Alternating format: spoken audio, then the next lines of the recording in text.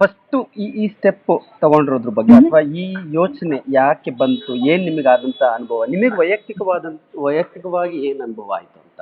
ಎಷ್ಟೊಂದು ಇವೆಂಟ್ ಅಲ್ಲಿ ನನ್ಗೆ ಅನ್ಸೋದು ಇವ್ರು ಯಾವ್ದೋ ವಿಡಿಯೋ ಹಾಕ್ತಾರಲ್ಲ, ಒಂದು ಸಿನಿಮಾ ನಾವು ಬಂದಿರೋ ಕಾರ್ಯಕ್ರಮಕ್ಕೆ ರಿಲೇಟೆಡ್ ಇರೋದೇ ಇಲ್ವಲ್ಲ ಅಂತ. ಆದ್ಮೇಲೆ ಯಾವ್ದೋ ಒಂದು ಇವೆಂಟ್ಗೆ ಹೋದಾಗ ಒಂದಿಷ್ಟು ಯಾವ್ದೋ ಸೀರೆ ಉಟ್ಕೊಂಡು ಹೋಗಿದಾಗ್ಲೇ ಒಂದಿಷ್ಟು ಫೋಟೋಸ್ ವಿಡಿಯೋಸ್ ಬೇರೆ ಬೇರೆ ಆಂಗಲ್ ಅದೆಲ್ಲ ಶೂಟ್ ಮಾಡಿದ್ರು. ಅದನ್ನ ಕೊನೆಗೆ ತೆಗ್ಸ್ಬೇಕಾಗಿತ್ತು, ತೆಗ್ಸ್ದೆ.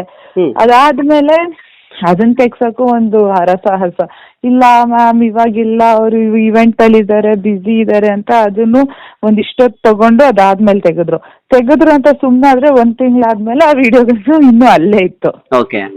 ನನ್ಗೆ ಆ ಪಾಯಿಂಟ್ ಆಫ್ ಟೈಮ್ ಅಲ್ಲಿ ಇದು ಎಲ್ರಿಗೂ ಆಗ್ತಾ ಇದೆ ಏನ್ ಕತೆ ಅಂತ ನಾನು ಅಷ್ಟು ಆ ಟೈಮಲ್ಲಿ ನಾನು ಅಷ್ಟು ಗಮನ ಕೊಟ್ಟಿರ್ಲಿಲ್ಲ. ಬಟ್ ಅದಾದ್ಮೇಲೆ ಮೊನ್ನೆ ಮತ್ತೆ ಒಂದಿಷ್ಟು ವಿಡಿಯೋಸ್ ನೋಡಿದೆ. ಅವಾಗ ಅನ್ಸ್ತು ಒಂದ್ಸತಿ ಹೆಂಗಿದ್ರು ನಮ್ ಹೀರೋಯಿನ್ಸ್ ಇದಾರೆ, ನಮ್ ಆಕ್ಟ್ರೆಸಸ್ ಇದಾರೆ ಇಂಡಸ್ಟ್ರಿಲಿ, ಪ್ರತಿಯೊಬ್ರದ್ದು ಅಭಿಪ್ರಾಯ ತಗೊಳ್ಳೋಣ, ನೋಡೋಣ ಅವ್ರು ಎಲ್ರಿಗೂ ಈ ತರ ಅನುಭವ ಆಗಿದ್ಯಾ ಹೇಗೆ ಅಂತ. ಸೊ ಆ ಪಾಯಿಂಟ್ ಅಲ್ಲಿ ನಾನು ಎಲ್ರಿಗೂ ಒಂದ್ ಮೆಸೇಜ್ ಮಾಡಿದೆ, ಈ ತರ ನನಗೆ ಈ ತರ ಅನುಭವ ಆಗಿದೆ, ನಿಮ್ಗೂ ಈ ತರ ಏನಾದ್ರೂ ಆಗಿದ್ಯಾ ಅಂತ. ಅವ್ರು ಪ್ರತಿಯೊಬ್ರು ಇಲ್ಲ ನಮಗೂ ಆಗಿದೆ, ನಾವೆಲ್ಲರೂ ಒಟ್ಟಿಗೆ ಸಪೋರ್ಟ್ ಮಾಡ್ತೀವಿ, please will go head with this ಅಂತ ಹೇಳಿದ್ರು. ಸೊ ಅದಕ್ಕೋಸ್ಕರ ಎಲ್ರದ್ದು ಒಪಿನಿಯನ್ ತಗೊಂಡು ಎಲ್ರಿಗೂ ತಿಳಿಸಿ ಅದಾದ್ಮೇಲೆ ಈ ತರ ಸ್ಟೇಟ್ಮೆಂಟ್ ನಾವು ಹಾಕೋಣ ಅಂತ ನಾವ್ ಎಲ್ರೂ ಒಟ್ಟಿಗೆ ಡಿಸೈಡ್ ಮಾಡಿ ಆ ಸ್ಟೇಟ್ಮೆಂಟ್ ನ ಹಾಕಿದ್ವಿ.